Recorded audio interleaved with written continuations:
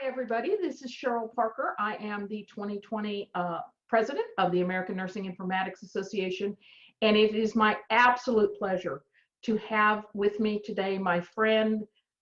She is Joni, Dr. Joni Padden. We've been friends for years, and I'm just thrilled that she's able to come and do this with us. She is a nursing informatics specialist at Texas Health Resource System here in the Dallas-Fort Worth area. She's also goddess of the universe. I've always known that about her.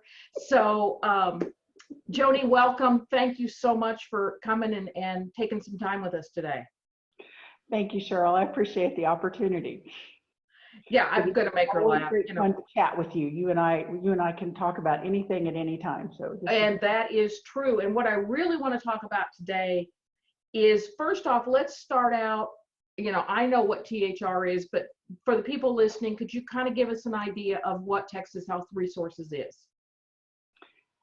Well, to me, it's home, so that's always good. I always like to remind people that I was actually born at a Texas Health facility in Fort Worth. We are a large multi-hospital system within North Texas. We have our Texas Health Physicians Group, which does all of our outpatient ambulatory space. We have wholly owned hospitals. We have several of our joint venture partner hospitals. We cover a very wide area in North Texas and we have the honor to serve a lot of people, as well as partake within the community at large. I'm also the president of the Dallas-Fort Worth ANIA chapter, and we are very active as our chapter in the response to this, and have been having some really good conversations related to it as well.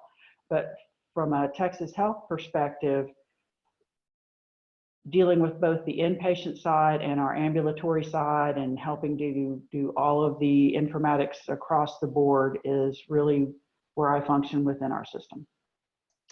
And my apologies for forgetting to say that you are the current president of the Dallas-Fort Worth chapter, because I have it right here in my notes and I forgot it. So I don't think you forgot. I think you gave me a lovely segue in which to bring that yes, up. Of course.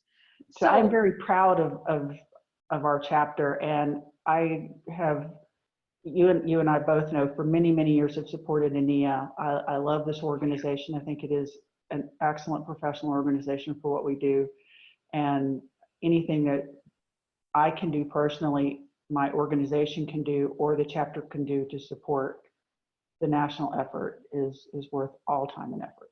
Well, and as a founding member of the Dallas-Fort Worth chapter, I truly appreciate that, and I've appreciated handing over the reins to such wonderful people as I became more involved at the national level. So let's get back to what you're doing at THR and the COVID response. I know one of the things that we were talking about earlier is how proud you are of everything that your informatics nurses have had to do over the past couple of months. Can you enlighten us a little bit more about that? I would be happy to.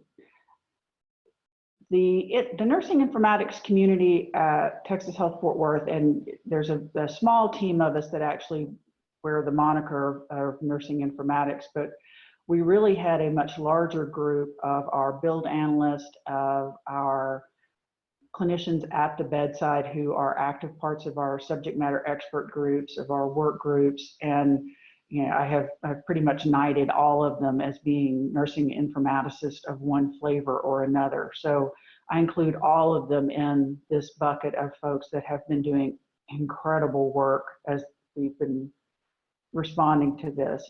Just like everybody else in the country, we were watching what was going on in China back before the end of last year and keeping tabs on that. We started to see a lot of activity because we are very sensitive at Texas Health Resources to make sure that we are aware of what is going on across the globe and that we can adequately screen and protect our patients and our staff. So we try very hard to make sure that we have a robust system for that, and we do.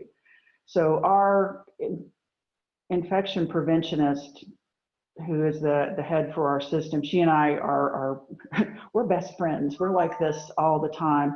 And she and I had been in conversations as far back as October about what was going on, what was being seen, kind of keeping an eye on things, updating our emerging disease screen, making sure that we had the right things in, that we were catching all of that. And what was kind of interesting to me with this particular pandemic is that it wasn't just us and it wasn't just catching it, it was really how it evolved, and it wasn't just asking some questions on a screen, it was really becoming a lot deeper than that. But that initial keeping your eye on it, making sure you're asking the right questions, making sure that you have the right kinds of things within your informatics system to help support the clinicians was important even from the get-go.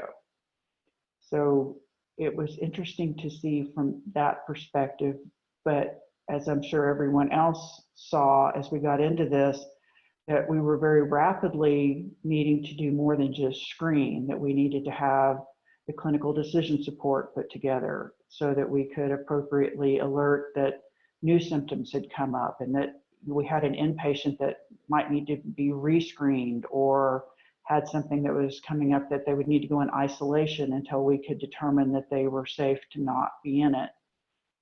And those kinds of pieces that very quickly we had to put together and work together as teams, not only from an inpatient perspective, but quite frankly, from our ambulatory perspective. Because our providers in our ambulatory clinics were at just as much, if not sometimes more risk than our inpatient folks were, and we wanted to make sure they were well protected as well. So there was a lot of work in that space. And the nursing informaticist teams that we had and continue to have, that the thing that made me the most proud was their work ethic and their creativity, where we would be looking at a problem, for example, on screening, and we were looking at, okay, we need to be screening for these different countries and for potential exposure.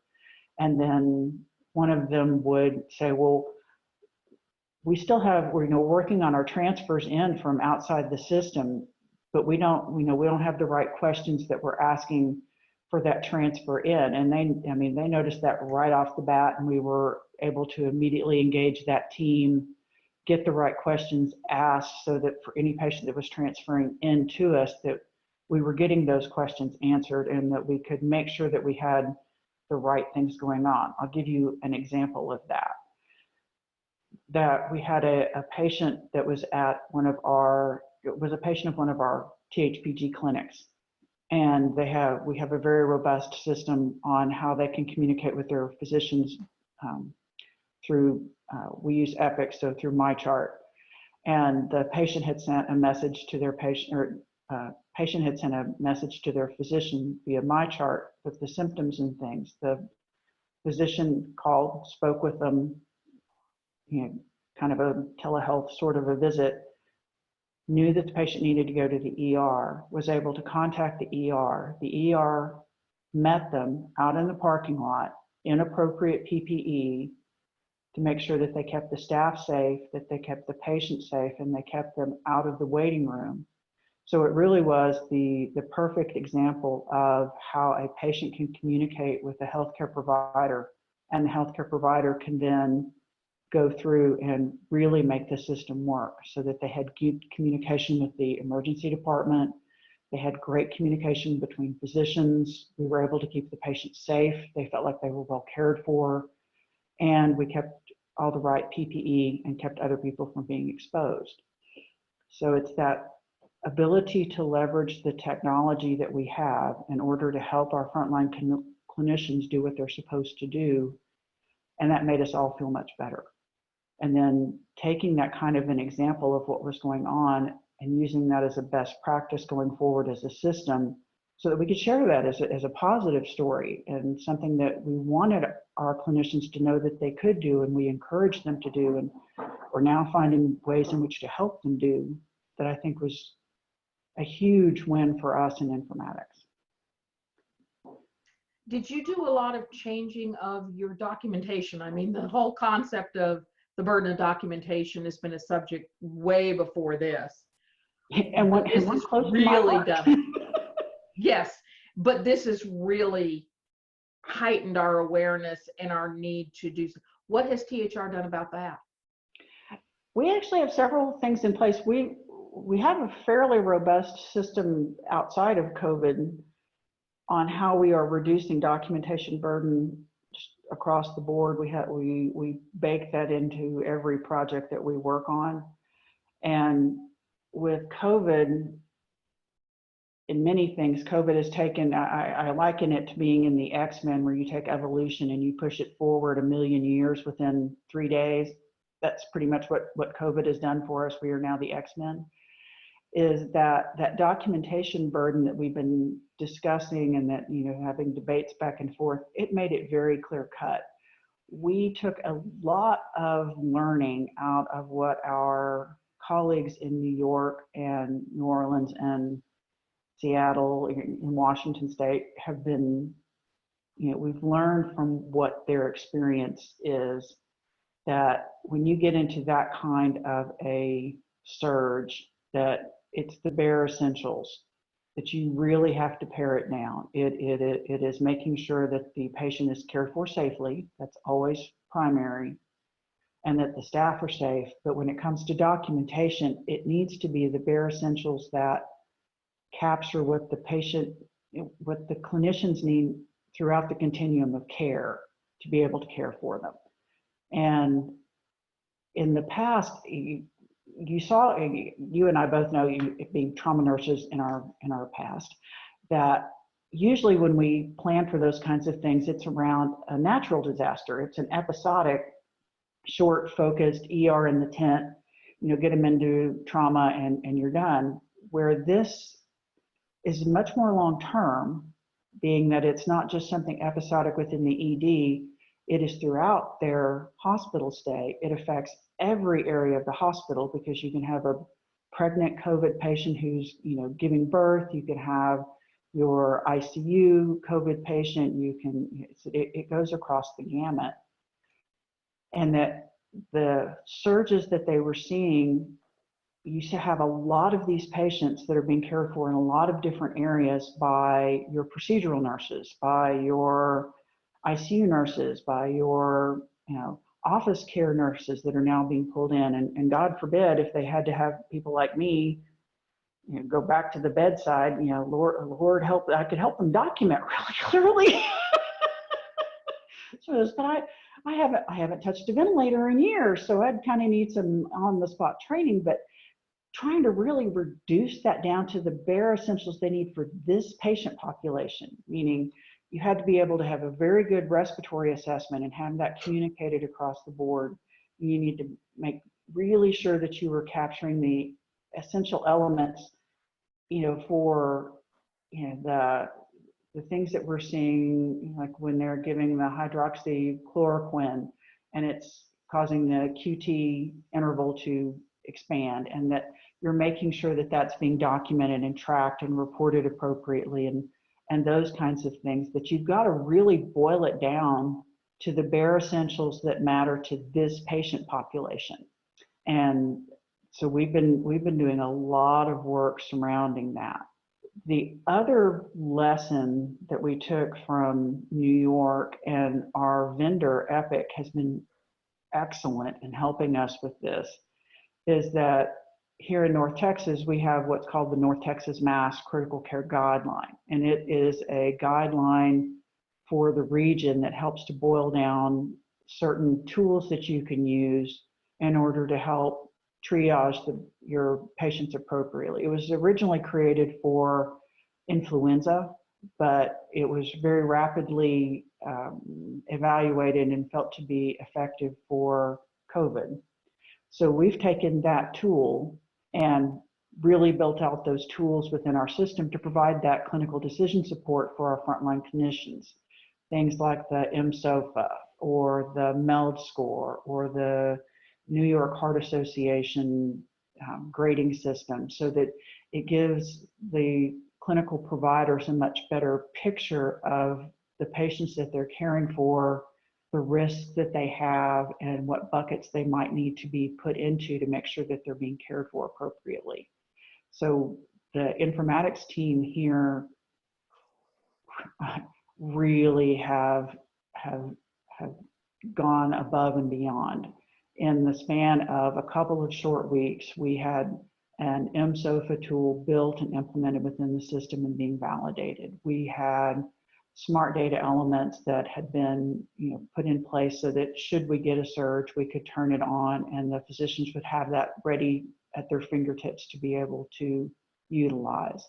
We took a lot of that information and put it into reports so that our clinicians who are actively caring for COVID patients right now today have that kind of safety information in front of them while they're trying desperately to find the best ways in which to treat these patients. And that also, because we are informaticists and we know that data matters, that the informatics team has kept reporting and tracking in the front of their brain, where everything that we're building has a string associated with it. It's tied to something so we can pull it back into the data set and compare and contrast it to other things so we don't lose any of that, so that we can help contribute to the body of knowledge that's going on to help try to figure out the best ways to care for these patients. Yeah, that's such an important point, Joni, is that whole concept of all this data we're collecting. We've got to use it not only for individual patients, but to help us figure out what this disease is. What is it actually? I mean, it seems like every couple of days I read a new article about, oh, we didn't think it was affecting this, but this is what we're actually finding. I mean, it's just, I'm trying to keep all these balls juggled, and I tend to look at stuff at night. And this whole new thing about COVID toes. I don't know if you see. I was like, COVID? What are we talking about? But yet, as they're starting to talk and share data, they're starting to realize that in younger patients, they're seeing these sores on toes of younger people who are getting COVID. And they're going, okay, is this actually related to COVID? Or is it something else? And you think about it and you're like, well, we could assume that, but what we need is a lot of data. And that needs to go into our assessment so that we can say, are we actually seeing this across populations? That whole concept of using this data in ways, I got into informatics 25 years ago when we were just starting to implement EHRs on a more broad-based category. We could have never done that kind of stuff years ago.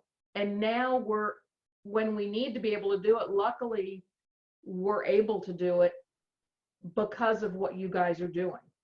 So help the individual patient, but help the aggregate of patients as well, and support the research efforts that are not only going on now, but that are certainly going to continue to go on, especially now that we're talking about second waves, third waves.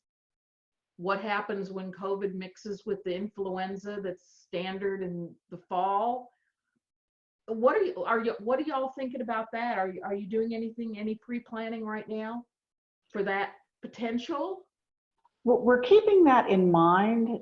Like I said, there's so many levels of things that are going on. One, primary, help the folks that are in our walls right now, and that even if they're not in our walls, that we have the ability to provide support for them, which informatics has been able to help with, and I'm very proud of that. And then the planning for the immediate post wave. So how are we going to be, getting back to normal? I think there's going to be a whole new normal once we get through with this. And then there are, okay, how are we going to be set up for when flu season hits again in the fall? And that we are having projections that that's going to be a second or third or fifth or whatever wave we happen to be on. We're just kind of on the COVID beach and watching the waves roll in, and you do what you have to do. I think all organizations are trying to plan for that and see, but I think right now the focus is, as it should be, primarily on what's going on. One of the things I think as organizations, so we've been discussing both at the DFW ANIA level and at a state level about how we can better plan and respond for this. You know, so once we've gotten through this and have our lessons learned and have the opportunity to, with 2020 hindsight, go back and say, okay, what would have helped us at the beginning of this that we can now make sure that we have in place, or a structure in place for the next time this occurs, either occurs for COVID or occurs for, you know, emerging disease to be named later, to really look at those lessons learned. And I think that's an important thing for us, and I'm sure everyone's doing it, is, you know, keeping a running list of, okay, this is where we struggled with identifying testing. This is where we struggled with reporting out numbers on events. This is where we struggled with just-in-time training. This is where and so you kind of keep those so that you don't lose them, so that when we finally do have a chance to take a big deep breath and surf on the waves instead of being rolled onto the beach by the waves, that we have a clear definition of things we need to work on.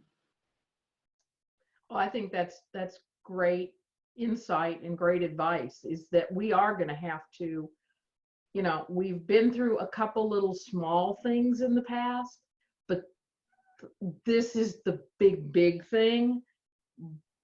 But if the big things keep coming, we need to be better prepared for them and not go, oh, well, that was, you know, that was a once in a lifetime thing. It's not going to happen again. As nurses, we know better. Yes, it will. It's going to happen again. It's going to happen again.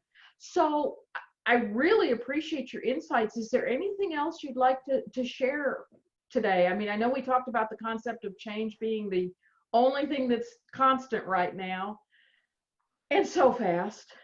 And so it is. One of and kind of back to that analytic piece, I have two passions as an informatics nurse. One is reducing documentation burden, and the second is predictive analytics, that we use the data that we have, both individual patient data and aggregate data, to really help us make better decisions in patient care across the board, both as organizations and, you know, just as a clinician at the bedside. And one of the things that COVID has really helped us to do, at least here, is that we've seen, and she's one of my teammates, her name is Tana Nelson. I think you might know her. Yes, I'm on her PhD committee. Yes, I just know her. But Tana has, with some of our other analysts and builders, has done a lion's set of work on the predictive analytics related to, we had created a tool back actually it's a couple of years ago, that we called Think Sepsis, and that used an aggregate of information on, you know, from a patient's record when they came in, so it could alert us that the patient was at risk for sepsis, and it's something we needed to pay attention to. And that was really well received. And then Epic came up with their predictive analytic tool, and Think Sepsis kind of took a backseat to that, because we had a more powerful tool available to us. But what we did with COVID, and what Tana did in particular in this, is that she took that Think Sepsis tool and retooled it to be a Think COVID tool, so that the patients that we had, you know, admitted and screened, and that might not have met all of the factors for COVID when they first, you know, entered our doors, but then within a couple of hours or in a couple of days, they began to exhibit symptoms that this predictive analytic tool was able to very quickly pick up on those patients and alert the clinicians that they needed to take a closer look. And we had several really good catches that they were able to very quickly identify that, yes, this patient was at a greater risk, make sure that, and that was at a time when testing, you had to have certain criteria in order to even test, so that we could get that criteria taken care of in a timely fashion. And watching the power of that predictive analytic have huge impact for those patients immediately in the clinical setting, I thought was a huge win for informatics and our patients and clinicians. And so I would be remiss if I did not congratulate her and bring that up on some great work that she really helped to spearhead. Yeah, I see a couple articles in her future that she'll be writing. I would hope so. I would hope so. Oh, yes, absolutely. So yeah, predictive analytics, I mean, that's, given the fast pace of today's world, we need predictive analytics more than ever to help put together those small little pieces of data that we might get in our brains, but we don't process them together, as we're just thinking about the next thing and the next thing and the next thing and the next thing. But put it together and somebody say, whoa, pay attention here. All these little things have lined up and you need to look at this. Well, and to help the clinicians, because even though a lot of data is very helpful, it can very rapidly become overwhelming. Exactly. And that is, we hear that loud and clear from our clinicians, is that, yeah, we have a billion points of data and there's, I don't have time to sort through that. I need help. And so with these kind of predictive tools, the next step, and Tana again helped with this one, is that as soon as we identify that, we pulled all of the information that would be relevant to COVID into one place for the clinicians to be able to really review and then drill down on, so that they don't have to go on an Easter egg hunt through the record to find the information, that we've pulled all those Easter eggs into the basket for them that then they can look at. And we've gotten some really good feedback from our clinicians on how well that is helping them in this, is that we're helping them get the right information at the right time. And I don't see that ending ever. Ever. It should not end ever. It should not. It should only grow. It'll only grow. So anything else you want to share about telehealth, or anything that's going on at THR that you don't think we've covered today that the audience might be interested in? Actually, it's kind of, again, back to the X-Men reference, where we've taken, we had been really exploring and doing some really good things with telehealth related to stroke, related to SANE. We had several things, projects that we were working on, and COVID again took that base concept and just really caused it to evolve in a very rapid fashion, where within a few days, literally, of the COVID response beginning to happen, that we were able to get our telehealth visits for our clinics up, that we had virtual sites for our clinics, so that they didn't have to have patients coming in to do that, but they could still make sure that they had appropriate services. That in planning, and we've had the luxury of time, and let's knock on, I'm going to do something, knock on wood, that we don't ever see what New York or Washington have seen. We hope that we never have to go through that with our patients, that no one here would have to do that. But if we do, we've had the luxury of time to plan for it. One of the things that we're doing at THR to plan for that is to use telehealth in the emergency department in a surge, so that you can have a physician that's doing a medical screening exam to help make sure that if the patient does not need to be admitted, but can safely be sent home, that they've actually had a medical evaluation at the same time that they're having that triage to really help facilitate that. So, you know, we're getting that tested so that we will have that ready to go, so that hopefully we won't have to overburden the hospital, because we'll be able to appropriately and safely send a patient home with the right prescriptions, having been evaluated by a physician. And make good use of the physicians, because we know that they'll have to cover large regions in North Texas with small amounts of resources. So there's a lot of really creative work that's going on in that space right now. Yeah, the only thing we've got to do now is get the reimbursement in line with what we're actually doing. That would be nice, wouldn't it? Yeah. That whole getting paid thing. They tell me that's very important. Yeah, they do tell us that. Well, Joni, I just want to say thank you for your time today. It's been so informative. I really appreciate the part about predictive analytics and how THR is using that to help in this fight that's ongoing. I know you guys would be willing to help share what you're doing. Always. So is there anything else you'd like to say before we say adios for today? I would like to say thank you for the opportunity to share the good work of my colleagues. I stand on their shoulders when I do things like this, and be able to present for them. And I appreciate the opportunity. And as always, I love talking to you. Oh, absolutely, my friend. So thanks. You have a very good rest of your day, and we will see you somewhere, somehow, sometime soon. I'm looking forward to it.